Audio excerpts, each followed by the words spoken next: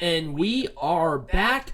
Peanut Gallery. Let's talk about Slammiversary. This is the one I think a lot of people were very interested about. Right. Because of all the people. Of all the releases, Yep. and all the teases. Once again, Impact is doing much better at promoting their big events. Yep. And it's all good. I mean, on my social medias too. Also follow us on social media. Links down below in the description. Wherever you're watching this from, great plug. That I saw Slammiversary ads everywhere. Yeah, I thought this was probably the best show of the three. Really? I think so. Okay. I think it was better than the shit show at Extreme Rules, and I think it was better than Fight for the Fallen. Okay. But let's go into the first match, which was the Rascals versus the Motor City Machine Guns. Yay! The Motor City Machine Guns are back. It was a good opener. Yeah, it was a great opener. Yep. Good match. There were some things in there that were Yeah. But I was not expecting the Motor City Machine Guns to come back. This is something that Impact Wrestling desperately needed to fill out this kind of thing, especially with two great TNA veterans as well in Alex Shelley and Chris Sabin. Yep. So I was very happy with this. It was the death bomb for the Motor City Machine Guns to win. Once again, great opener. Good match. Good match. Yep. Perfect. Moose Tommy Dreamer, an old school rules match for the unsanctioned TNA World Heavyweight Championship. So basically, this was an Extreme Rules match. It was. It was okay. Tommy Dreamer just looks bad. Moose looks great. But obviously, it's a little bit it's a little bit outside Moose's wheelhouse. So he was a little uncomfortable with it. Right. There were some thumbtack spots. I like the little tease with the eye for an eye, where they're gonna push Tommy Dreamer's head into the tack, like right in the eye. But it was a lights out spear for Moose to retain. Also, spruced up title belt, looks really nice on the white strap. Yep.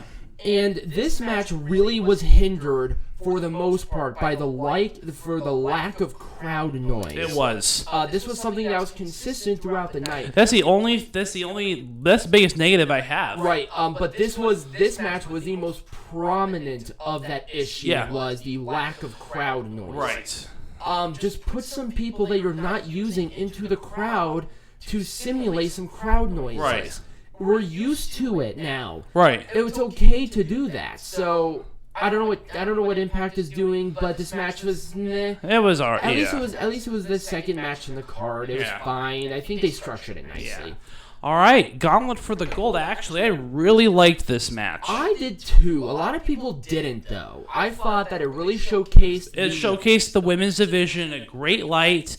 There were a lot of stories. I understand there was a lot of stories being told, but you kind of have to follow all of these characters and say a lot of people were disappointed about the fact that Su Yung did not make an appearance. It was a wasted opportunity that she didn't. Right. It was a Susie.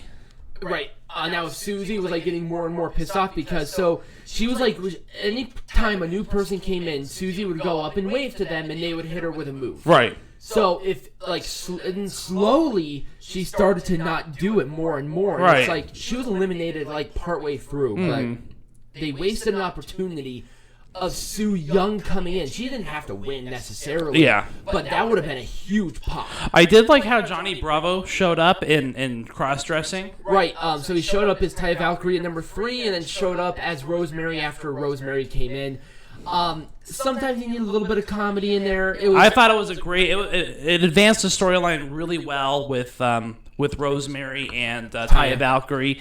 A nice little breakup from the monotonous general battle royal. Right. But everybody in this match looked good. We had Katie Forbes come back wrestling. My gosh, she's tall. Yeah. I did not expect her to be that tall. Yep. Havok did a good job. Nevaeh did a great job as well. Yep. They stood out. But Kylie Ray, who was the eventual winner of this match, she came out at number 3 or number 4, and she looked strong. No, she came out as number 2. Oh, she was number 2. You're right. She was number 2. She ran the whole thing. 100%. Yeah, it was Tasha, Steelz, and Kylie Ray to start out. Yeah. So she looked really good. Yep. Obviously, the rocket ship is strapped to her back because Kylie Rae's just really good. Yeah. She has a great gimmick. She's really awesome in the ring. And she gets a big pop whenever there is a crowd. Right. So a lot of people really like that bubbly, positive, whatever. Right. Heath Slater showed up. Yes. He is known as Heath. I'm not a big fan of just Heath. I would rather prefer Heath Miller, but right. I kind of like a first and last name to it. And then, so Heath shows up. He's now the free agent.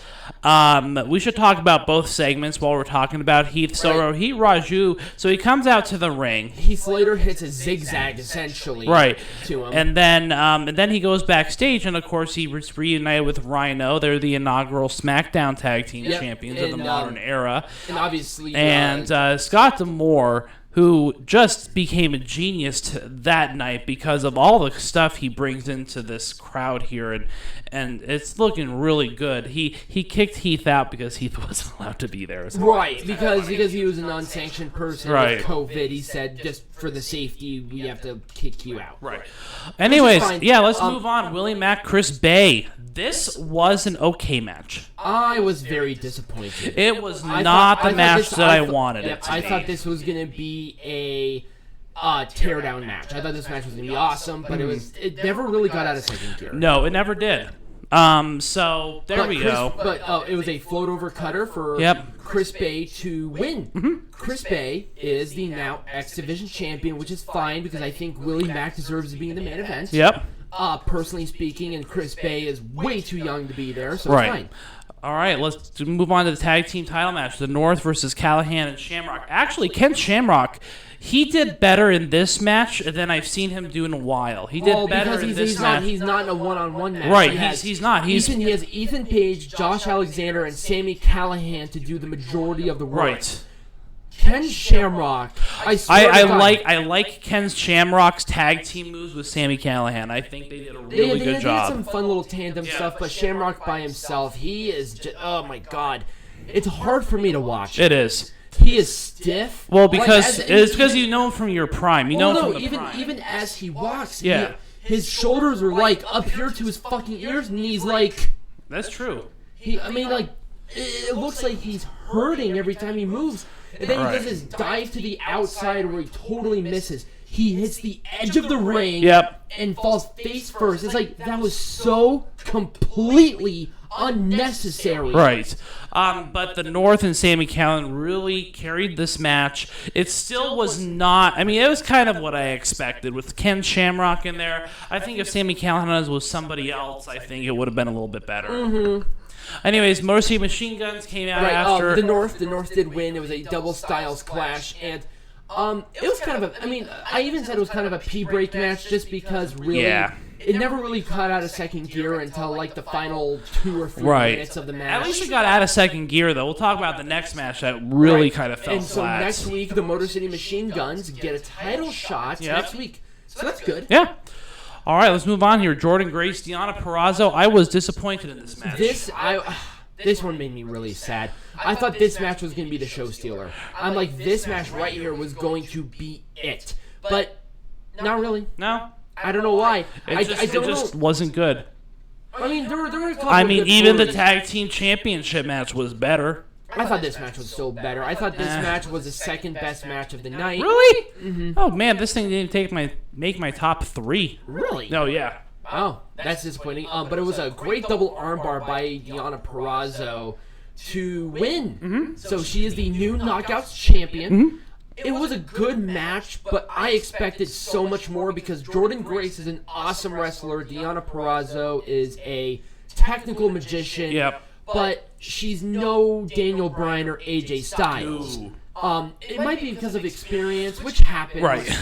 But these two just did not have a good clash of styles that really made it work. Yeah. Jordynne Grace is great with like a Taya Valkyrie, and they have great matches. Deonna Purrazzo would be great with a Kylie Rae, which is obviously the thing that's going to happen. Right. So I'm excited for that match, but this one, it was alright. Anyways, let's go move on. Ace Austin, Eddie Edwards, and Trey, and then we had 2 surprise entrants. Rich Swann, who returned from injury, awesome, and then Eric Young. Ugh. I got goosebumps. I'm like, oh my god, that's Eric Young. And so, anyways, it was elimination. It was an elimination match. So, who eliminated? So, who eliminated who in this match? So, Eric Young eliminated Trey with a pile driver first. It was a roll-up by Rich Swann to Eric Young, but Eric Young continued the assault. Yes. So now we have a program with Rich Swann and Eric Young, and I don't hate that. That's actually going to be a great little snafu. We had the fold to eliminate Swann after his leg got absolutely And who did destroyed. the fold? Ace Austin. Okay. Yeah. Well, yeah, you have to mention who did it. But that final little bit was so And then awesome. Ace Austin and Eddie Edwards. Wow. Eddie Edwards hit Boston Knee Party after a first one to win the Impact World Heavyweight Championship. So Eddie Edwards is the new Impact World Heavyweight Championship. After the match happened, it was Fulton and Ace attacked Eddie Edwards, and then the Good Brothers, Carl Anderson, and are they calling him Luke or Doc Gallows? They're calling him Doc Gallows. I assumed as much. I was just making sure. Yeah, no, I'm sorry that Josh Matthews is just a little bitch. He said Luke Gallows. He did. I'm not okay. I'm not crazy. No, he did say that. So, anyways, they attacked Austin and Fulton. At the very end of the night, there was a vignette from EC3. Ooh, I got chills. Okay, so let's talk about this match. What do you give this match, and what's your match of the night? So, since we didn't give like stars to it, I thought this was a tremendous end. No. Oh, no. Give the night. Give the yes, night. give the night. Give the night. You said give the match. No, give the night a star rating. And what is your match of the night? Out of fuck. You said match. Anyways, just continue onwards. All right. So out of 5 for the entire show, I'm going to give it a solid 4. Okay. And I'm going to give the match of the night the world title match. Okay. The only problem I had was I thought the Gauntlet was a little sloppy at times, and then some of the matches that I thought were going to be spectacular, like show stealers, We're not. were kind of duds. But other than that, I thought it was paced nicely, and then the ending was a really good, feel-good, and nobody was buried. Right. Boom. Anyways, I'm going to do the same thing. My match of the night is the World Championship match, and I'm going to give it a 4 out of 5 stars. It was a tremendous show. A lot of great returns, and Impact just looks a lot better now. Right. They look like they're in a better spot than they were. Yep, and they set up really nice rivalries for the future, so there are things to be excited about. Right. But like I said, the only thing that dragged it down for me was that there weren't like great matches that I thought were going to be great. They were just good. Okay. That's it. Anyways, when we come back from break, we're going to go on to the horror show or the shit show at Extreme Rules. Yes.